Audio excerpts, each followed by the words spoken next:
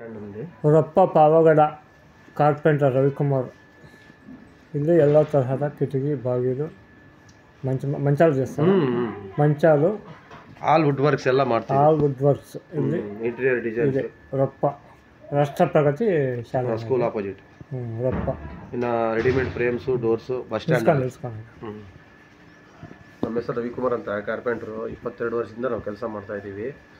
ಹೊಸ ಬಸ್ ಸ್ಟ್ಯಾಂಡಲ್ಲಿ ಅನಿಲ್ ಎಂಬವ್ರ ಹತ್ರ ಕಾರ್ವಿಂಗ್ ಮಾಡ್ತಾರಲ್ಲ, ಅದ್ರ ಪಕ್ಕದಲ್ಲಿ ಅಂಗಡಿ ಓಪನ್ ಮಾಡಿದ್ದೀನಿ.